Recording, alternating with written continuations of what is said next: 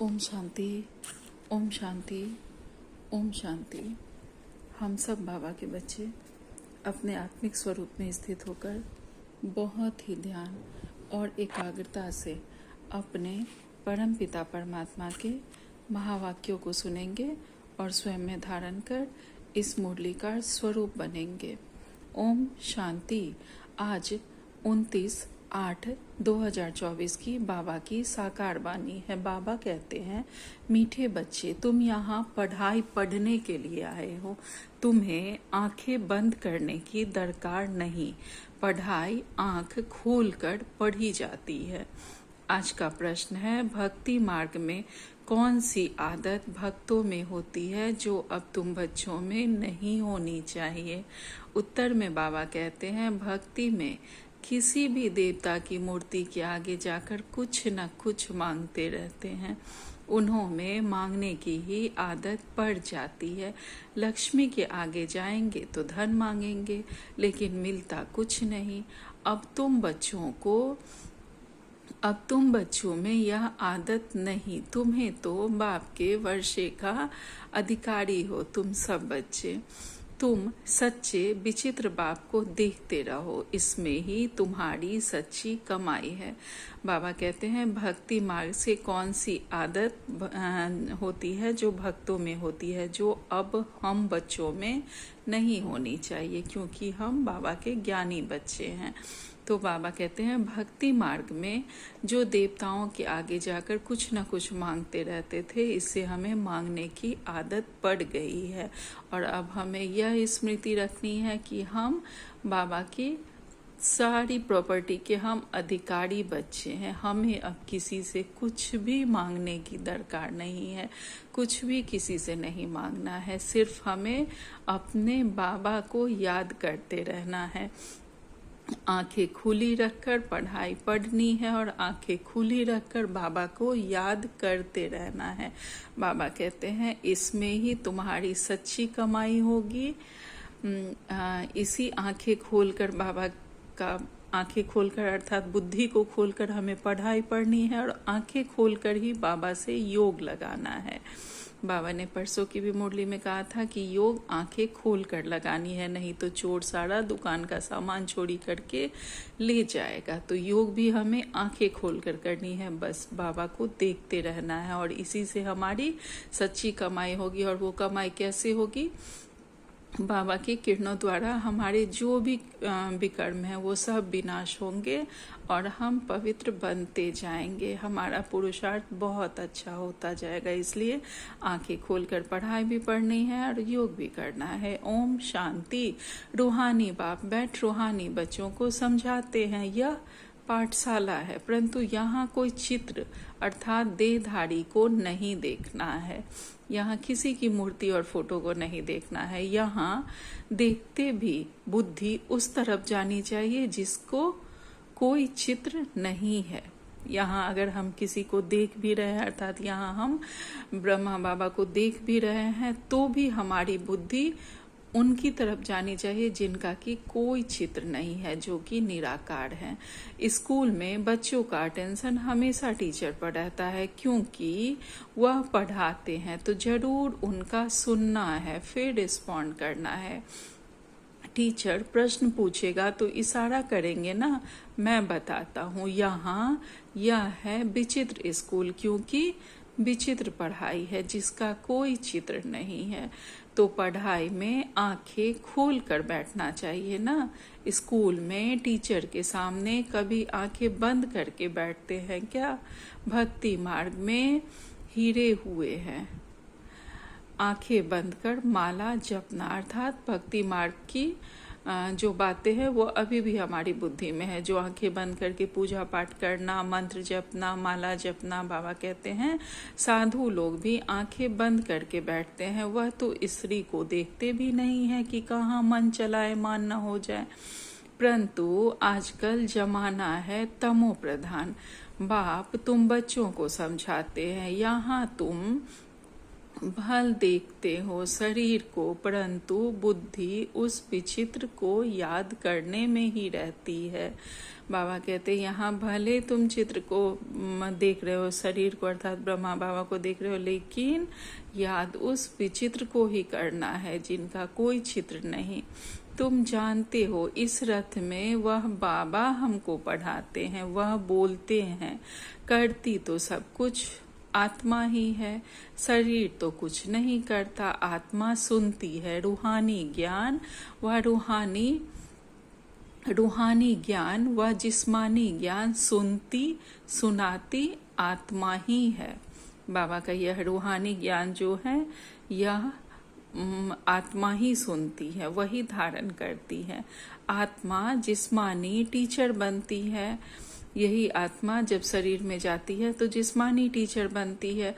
शरीर द्वारा जिस्मानी पढ़ाई पढ़ते हैं वह भी आत्मा ही पढ़ती है। शरीर द्वारा जो पढ़ाई हम पढ़ते हैं वह कौन पढ़ता है? आत्मा ही पढ़ती है। संस्कार अच्छे व बुरे आत्मा ही धारण करती है। शरीर तो राख हो जाता है, यह भी कोई मनुष्य नहीं जानते। जो भी हम अच्छे बुरे संस्कार धारण करते हैं वो सब आत्मा में ही होते हैं। कैसे किसी के बचपन से ही बच्चा जन्म लेता है, भले वो जुड़वा रहता है, लेकिन दोनों के संस्कार अलग रहते हैं, अर्थात उस आत्मा में पहले के संस्कार हैं। तो बाबा कहते हैं संस्कार अच्छे और बुरे आत्मा ही धारण करती है। शरीर तो राख हो जाता है, लेकिन वह आत्मा जो फिर दूसरा जन्म लेती है तो उसके में वह संस्कार रहता ही है। किसी का देखेंगे बाय बर्थ बहुत अच्छा खेलने में इंटरेस्ट रहेगा, किसी का पेंटिंग में, किसी का कुछ में इंटरेस्ट रहता है, अर्थात उस आत्मा में वो संस्कार हैं। तो बाबा कहते हैं यह भी कोई मनुष्य नहीं जानते। उन्हों को देह अभिमान रहता है, मैं फलाना हूँ, मैं प्राइम मिनिस्टर हूँ। ऐसे नहीं कहेंगे कि हम आत्मा ने यह प्राइम मिनिस्टर का शरीर लिया है, यह भी तुम समझते हो। यह कोई नहीं कहते कि मैं आत्मा प्राइम मिनिस्टर का शरीर मैंने लिया है या शरीर रूपी वस्त्र पहना है, बल्कि हम कहते हैं मैं प्राइम मिनिस्टर हूँ। हम लोग शरीर के भान में रहते हैं। तो बाबा कहते हैं यह भी तुम समझते हो, सब कुछ आत्मा ही करती है। जब हम बच्चे ज्ञान में आते हैं बाबा के, तब हम समझते हैं कि यह शरीर क्या है और आत्मा क्या है। बाबा कहते हैं आत्मा अविनाशी है, शरीर सिर्फ यहाँ पार्ट बजाने के लिए मिला है। इसमें अगर आत्मा न होती तो शरीर कुछ न कर सके। इस शरीर में अगर आत्मा नहीं तो कुछ नहीं कर सकती है। आत्मा शरीर से निकल जाती है तो जैसे एक लोथ पड़ा रहता है। आत्मा को इन आंखों से देख नहीं सकते, वह तो सूक्ष्म है ना। तो बाप कहते हैं बुद्धि से बाप को याद करो। तुमको भी बुद्धि में है, हमको शिव बाबा पढ़ाते हैं इन द्वारा। यह भी सूक्ष्म समझने की बातें हैं। कई तो अच्छी रीति समझते हैं, कई तो जरा भी नहीं समझते हैं। है भी सिर्फ यह बात।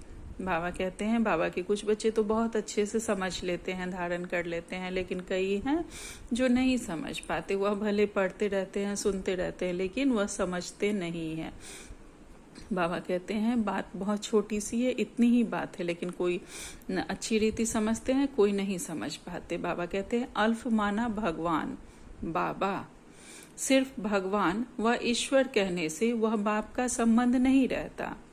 भगवान या ईश्वर कहने से लगता है जैसे हम कोई वो बहुत बड़े हैं, उनसे वो हम संबंध स्थापित नहीं कर पाते, लेकिन जब पिता कहते हैं तो वो संबंध हमारा स्थापित हो जाता है। तो बाबा कहते हैं इस समय सब पत्थर बुद्धि है, क्योंकि रचयिता बाप और रचना के आदि मध्य अंत को नहीं जानते हैं। यह वर्ल्ड की हिस्ट्री ज्योग्राफी रिपीट होती रहती है। अभी संगम युग है, यह किसको पता नहीं है। तुम समझते हो, आगे हम भी नहीं जानते थे। अभी कलयुग समाप्त हो, संगम युग है, यह हम बाबा के बच्चे जानते हैं। हमारे लिए कलयुग समाप्त हो चुका है, लेकिन जो भक्ति मार्ग वाले हैं उन लोगों के लिए कलयुग है, घोर कलयुग है। और हमारे लिए अभी आत्मा परमात्मा का मिलन का समय संगम युग है। बाबा कहते यह किसी को भी पता नहीं है, सिर्फ हम बाबा के बच्चे समझते हैं। तुम समझते हो, आगे जब भक्ति मार्ग में थे तो हम भी नहीं जानते थे। बाबा कहते हैं बाबा अभी तुम्हें यहाँ ज्ञान से श्रृंगारते हैं, फिर यहाँ से बाहर जाते हो तो माया धूल में लथेर ज्ञान श्रृंगार बिगाड़ देती है। जब तक बाबा के हैं तब तो ज्ञानी है, सब कुछ समझ रहे हैं, लेकिन जैसे ही बाहर जाते हैं कि माया के प्रभाव में आ जाते हैं, हमारे ज्ञान श्रृंगार को, हमारे सारे ज्ञान द्वारा जो बाबा हमारा मेकअप करते हैं उसे खराब कर देती है माया। बाबा कहते हैं कि बाबा श्रृंगार तो करते हैं परंतु अपना पुरुषार्थ भी करना चाहिए। बाबा हमारा ज्ञान द्वारा श्रृंगार तो कर रहे हैं, लेकिन हमें अपना भी पुरुषार्थ बहुत अच्छा करना चाहिए। सदा हमें यही प्रयास करना चाहिए कि हर दिन हमारा पुरुषार्थ बढ़ता जाए, कभी भी कम नहीं हो। तो बाबा कहते हैं कई बच्चे मुख से ऐसा बोलते हैं जैसे जंगली श्रृंगार हुआ ही नहीं हो, सब भूल जाते हैं। बाबा कहते हैं बाबा के कुछ बच्चे ऐसे होते हैं जो जब बोलने लगते हैं तो उन्हें समझ ही नहीं आता है कि कैसे बोलना चाहिए। बाबा ने क्या हमारा हर तरह से, जैसे बोल, कर्म, मन से हमें क्या बाबा की श्रीमत क्या है वो हम भूल जाते हैं। तो बाबा कहते हैं यह सब नहीं भूलना चाहिए, हमारे जो भी कर्म हो वो सदा श्रीमत के प्रमाण हो, यह हमें सदा अटेंशन रखना है। इसलिए जब भी हम अमृत बेले बैठे तो बाबा को अपने मन में, क्रम में, वचन में हमें बिठाना है, सदा बाबा को अपने साथ कंबाइंड रखना है। तो बाबा कहते हैं कि कई बच्चे मुख से ऐसा बोलते हैं जैसे जंगली श्रृंगार जैसे कि हुआ ही नहीं, सब भूल जाते हैं, जैसे वह ज्ञान जानते ही नहीं। बाबा ने सदा कहा है धीरे बोलो, कम बोलो, मीठा बोलो, और सब भूल जाते हैं। लास्ट नंबर में जो स्टूडेंट बैठे रहते हैं उनकी पढ़ाई में इतनी दिल नहीं लगती। हाँ, फैक्ट्री आदि में सर्विस कर साहूकार बन जाते हैं। बाबा कहते हैं जो पीछे रहते हैं, जो बहुत इंटरेस्ट नहीं लेते हैं, पीछे अर्थात ज्ञान में बाबा कह रहे हैं कि जो पीछे रहते हैं वो लोग बहुत इंटरेस्टेड नहीं रहते हैं अगर पढ़ाई में, तो उनका मन भी नहीं लगता है। भले वो जहाँ सर्विस कर रहे हैं वहाँ वो साहूकार बन जाए, बड़े पद पोजीशन वाले बन जाए, लेकिन बाबा कहते हैं हाँ फैक्ट्री आदि में सर्विस कर साहूकार बन जाते हैं, पढ़ा हुआ कुछ नहीं। यह तो बहुत ऊंच पढ़ाई है, पढ़ाई बिगड़ तो भविष्य पद मिल नहीं सकता। भले वो लौकिक में बहुत अच्छा पद पोजीशन पाले, लेकिन सतयुग में तो भविष्य में वैसा पद नहीं मिलेगा अच्छा। बाबा कहते यहाँ तुमको फैक्ट्री आदि में बैठकर कोई काम नहीं करना है जिससे धनवान बनना है, यह तो सब कुछ खलास हो जाना है। साथ में चलेगी सिर्फ अविनाशी कमाई। तुमको मालूम है मनुष्य मरते हैं तो खाली हाथ जाते हैं, साथ में कुछ भी ले नहीं जाएंगे, तुम्हारे हाथ भरतू जाएंगे, हम झोली भर भर के जाएंगे, हाथ भर के जाएंगे। इसको कहा जाता है सच्ची कमाई। यह सच्ची कमाई तुम्हारी होती है 21 जन्मों के लिए। बेहद का बाप ही सच्ची कमाई कराते हैं। तुम बच्चे देखते हो इस चित्र को परंतु याद करते हो विचित्र बाप को, क्योंकि तुम भी आत्मा हो तो आत्मा अपने बाप को ही देखती है, उनसे पढ़ती है। आत्मा को और परमात्मा को तुम देखते नहीं हो परंतु बुद्धि से जानते हो। हम आत्मा अविनाशी हैं, यह शरीर विनाशी है।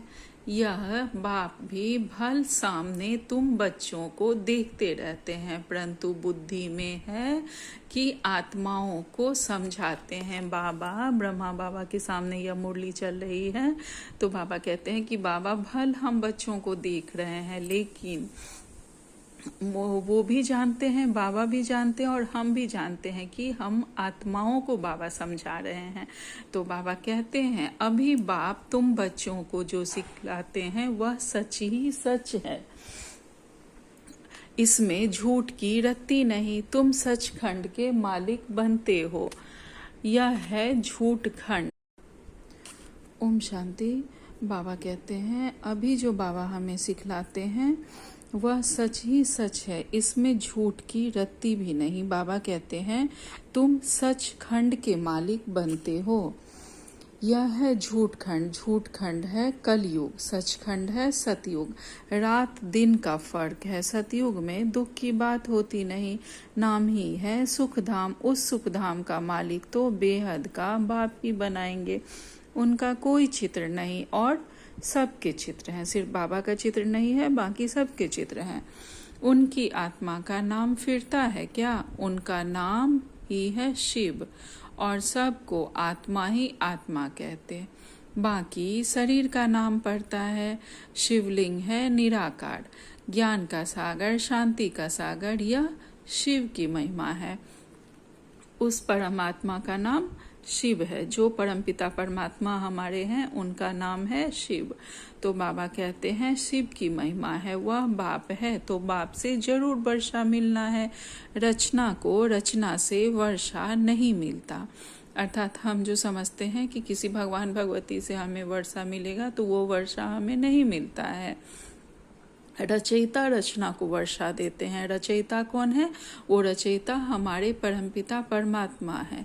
तो रचयिता द्वारा हमें वर्षा मिलेगा। किसी भी भगवान भगवती से हमें कोई वर्षा नहीं मिलता है। जो भक्ति मार्ग में मांगने जाते हैं तो उनसे उन्हें वर्षा नहीं मिलेगा। वर्षा रचयिता देंगे अपने बच्चों को। अपने बच्चे होते भाई के बच्चों को वर्षा देंगे क्या? बाबा कहते हैं अगर हमारे अपने बच्चे हैं तो कोई अपने भाई के बच्चों को थोड़े ही वर्षा देता है। तो हम सब तो अपने बाबा के बच्चे हैं। बाबा कहते हैं यह भी बेहद का बाप अपने बेहद के बच्चों को वर्षा देते हैं। यह पढ़ाई है ना। जैसे पढ़ाई से मनुष्य बैरिस्टर आदि बनते हैं। पढ़ाने वाले से और पढ़ाई से योग रहता है। यह तो पढ़ाने वाला है विचित्र। तुम भी आत्माएं विचित्र हो। बाप कहते हैं मैं आत्माओं को पढ़ाता हूँ, तुम भी समझो हमको बाप पढ़ाते हैं। एक ही बार बाप आकर पढ़ाते हैं। पढ़ती तो आत्मा है ना। सुख दुख आत्मा भोगती है, परंतु शरीर द्वारा। सुख दुख भले आत्मा भोगती है, लेकिन इस शरीर के द्वारा।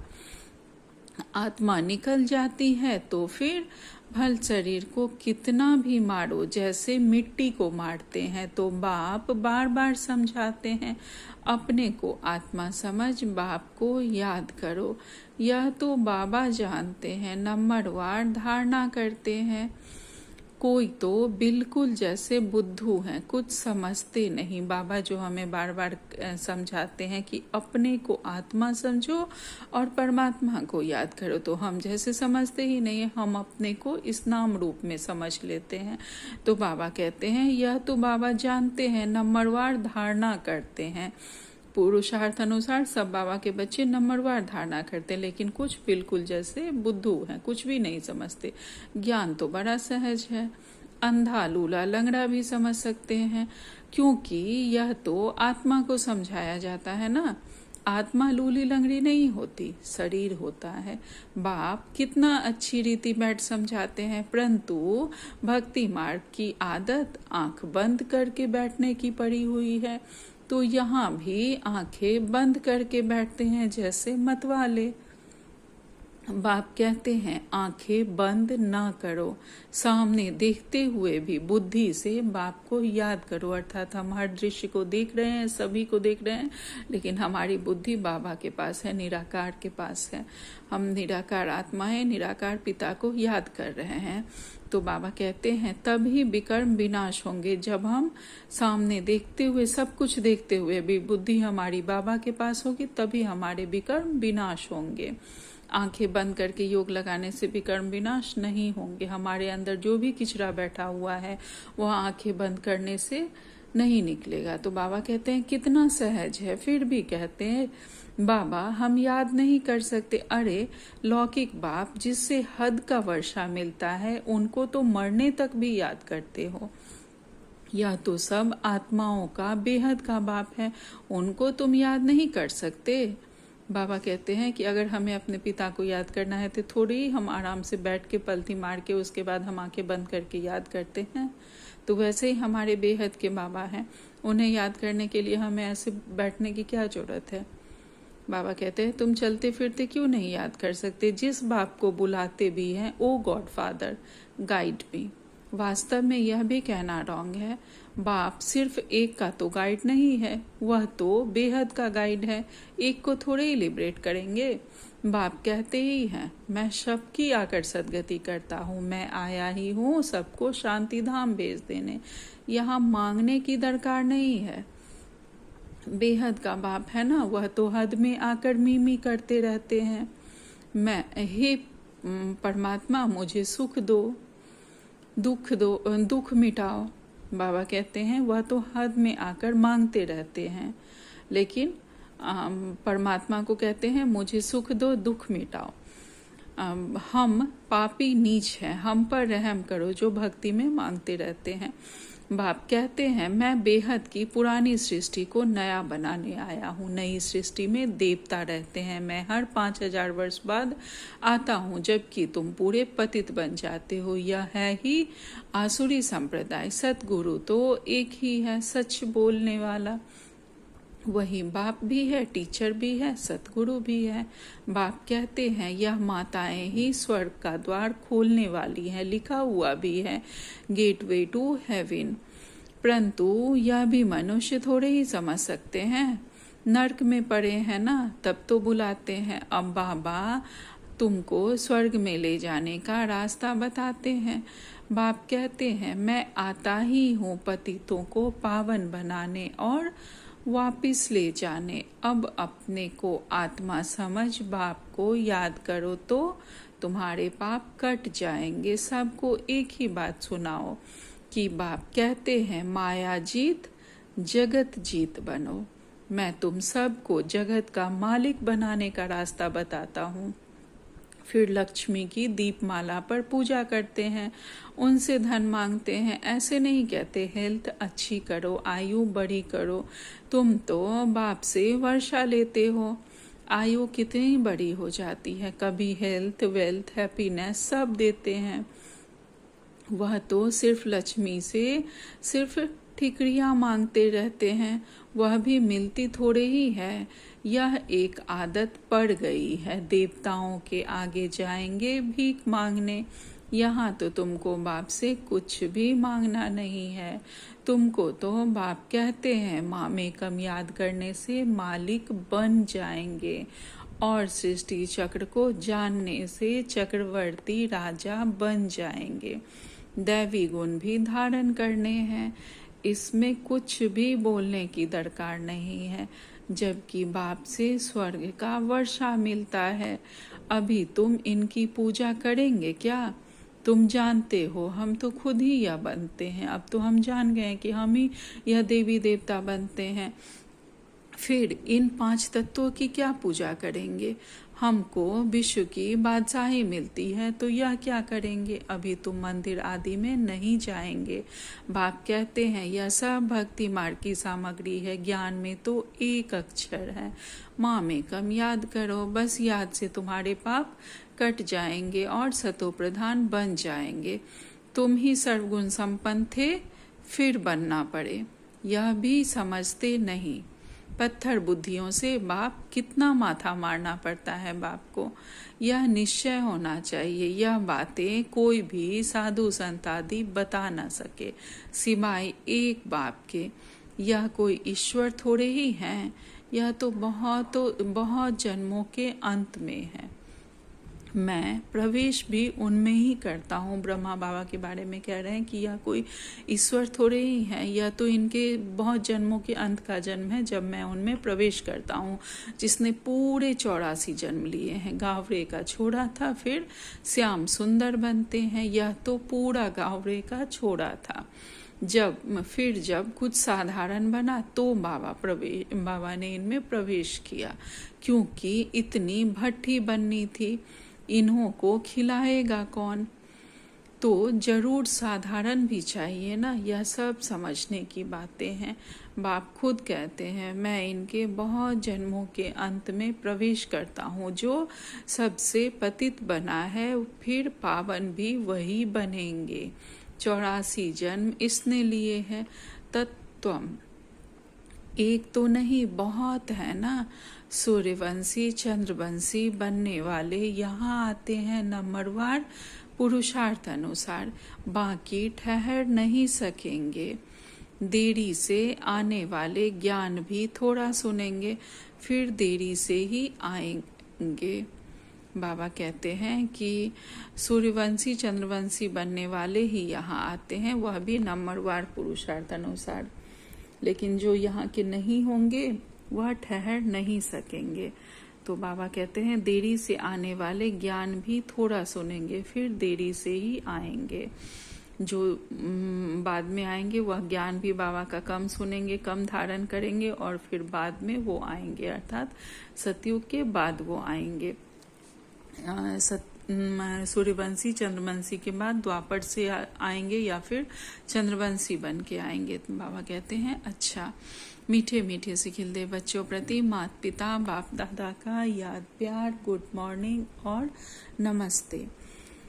रूहानी बाप की रूहानी बच्चों को नमस्ते। हम सब रूहानी बच्चों की रूहानी माता पिता बाप दादा को याद प्यार, गुड मॉर्निंग और नमस्ते नमस्ते नमस्ते। शुक्रिया मेरे मीठे प्यारे बाबा, आपका लाख लाख शुक्रिया। आज धारणा के लिए मुख्य सार में बाबा ने पहली पॉइंट कही है, बाप जो ज्ञान श्रृंगार करते हैं उसे कायम रखने का पुरुषार्थ करना है। माया की धूल से ज्ञान श्रृंगार बिगाड़ना नहीं है। पढ़ाई अच्छी रीति पढ़कर अविनाशी कमाई करनी है। दूसरी पॉइंट में बाबा कहते हैं, इस चित्र अर्थात देहधारी को सामने देखते हुए भी बुद्धि से विचित्र बाप को याद करना है। आंखें बंद कर बैठने की आदत नहीं डालनी है। बेहद के बाप से कुछ भी मांगना नहीं है, क्योंकि सब कुछ हमारा ही है। आज बाबा ने हमें वरदान दिया है, समय के महत्व को जान, फास्ट सो फर्स्ट, आने वाले तीव्र गति के पुरुषार्थी भाव। समय के महत्व को जान, फास्ट सो फर्स्ट, आने वाले तीव्र गति के हम बाबा के पुरुषार्थी बच्चे हैं। बाबा कहते हैं विस्तार में, अव्यक्त पाठ में आई हुई आत्माओं को last so fast, fast so first आने का वरदान प्राप्त है। तो समय के महत्व को जान, मिले हुए वरदान को स्वरूप में लाओ। यह अव्यक्त पालना सहज ही शक्तिशाली बनाने वाली है, इसलिए जितना आगे बढ़ना चाहो बढ़ सकते हो। बाप दादा और निमित्त आत्माओं की सर्व के प्रति सदा आगे उड़ने की दुआएं होने के कारण तीव्र गति के पुरुषार्थ का भाग्य सहज मिला हुआ है। आज बाबा ने स्लोगन में कहा है, निराकार सो साकार के महामंत्र की स्मृति से निरंतर योगी बनो। निराकार सो साकार, हम निराकार आत्माएं साकार में हैं कि महामंत्र को स्मृति में रखकर और निरंतर हमें योगी बनना है। आज का अव्यक्त सारे हैं, सदा विजय के उमंग उत्साह में रहो, ना उम्मीदी के संस्कार न हो। हमारी विजय निश्चित है, यही सदा इसी उमंग उत्साह में सदा हमें रहना है। नाउम्मीदी का कोई संस्कार भी नहीं रखना है। विजय हमारी निश्चित है। कोई भी मुश्किल कार्य इतना सहज अनुभव हो जैसे कोई बड़ी बात नहीं, चाहे कितनी भी मुश्किल बात हो, लेकिन हमें सहज अनुभव हो कि कोई बड़ी बात नहीं है, स्वयं भगवान हमारे साथ है, तो हमारी विजय तो निश्चित है, क्योंकि अनेक बार यह कर चुके हैं। कोई नई बात नहीं है, कई बार की हुई को रिपीट कर रहे हैं। यह स्मृति हमें सदा विजयी बना देगी। अच्छा, ओम शांति, ओम शांति, ओम शांति। शुक्रिया बाबा।